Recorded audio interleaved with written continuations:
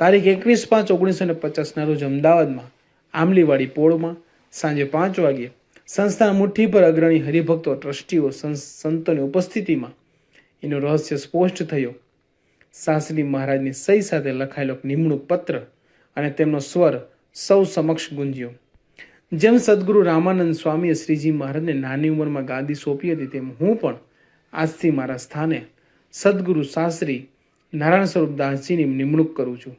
મારી પરીક્ષક સ્થિતિથી ચકાસી જોઈને તેમને મારી જગ્યાએ પ્રમુખ તરીકે તેમની હયાતી સુધી નિમણૂક કરી છે. આથી હું આજ્ઞા કરું છું કે મારી આજ્ઞા અને સત્તાનો તમે જેમ સ્વીકાર કરો છો, તેમ મારે બદલે શાસ્ત્રી નારાયણ સ્વરૂપ દાસજીની આજ્ઞો અને સત્તાનો સ્વીકાર કરાવવો. અને ક્ષણે માત્ર સંસ્થાને જ નહીં, પરંતુ સમગ્ર વિશ્વને પ્રમુખ સ્વામી મહારાજની ભેટ મળી. એક વખત સારંગપુરમાં માંદગીના બિછાનાથી શાસ્ત્રીજી મહારાજે યોગીજી મહારાજને કહેલું કે હવે તો મહારાજ ધામમાં તેડી જશે, માટે નારાયણ દાને તમને સોંપ્યા અને મંદિરો તમામ પણ તમને સોંપ્યા, તો ધ્યાન રાખજો.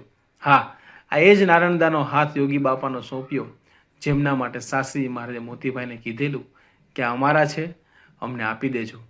આ એ જ નારાયણ સોંપદી છે, જેમને શાસ્ત્રીજી મહારાજે ગાનાથી તારીખ 31/5/1946 શુક્રવારના રોજ પત્રમાં લખેલું કે મારું મન તમારામાં રહ્યા કરે છે.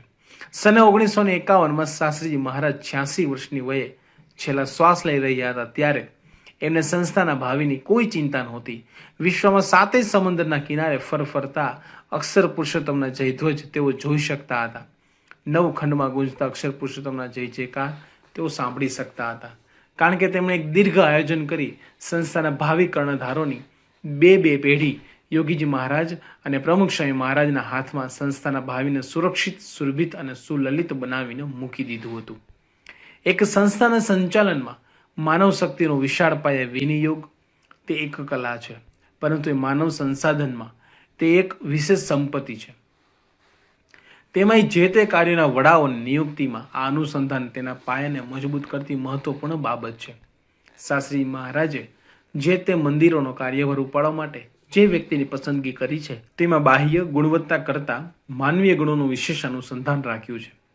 તારીખ 6 નવેમ્બર 1941ના રોજ ભાદરણથી અમદાવાદ નિર્ગુણ સ્વામીને લખેલા પત્રમાં શાસ્ત્રીજી મહારાજ લખે છે કે મેં યોગ્ય લાયકને ઘટે તેમ જાણી સંત વલ્લભદાસને કોઠારમાં ગોઠવ્યા છે. તે પણ તેમને આગ્રહ કરીને શરમાવીને કોઠારમાં તો હિસાબ કરે તેવો અનુભવીને ભણેલો જોઈએ. આ કંઈ એક દિવસનું કામ નથી, માટે ધીરે ધીરે જે અનુભવથી કરતા હશે તે કરશે. સંત વલ્લભ મહિમાવાળાને ખટકાદાર છે. આમ શાસ્ત્રીજી મહારાજ વ્યક્તિ પસંદગીના માહેર હતા.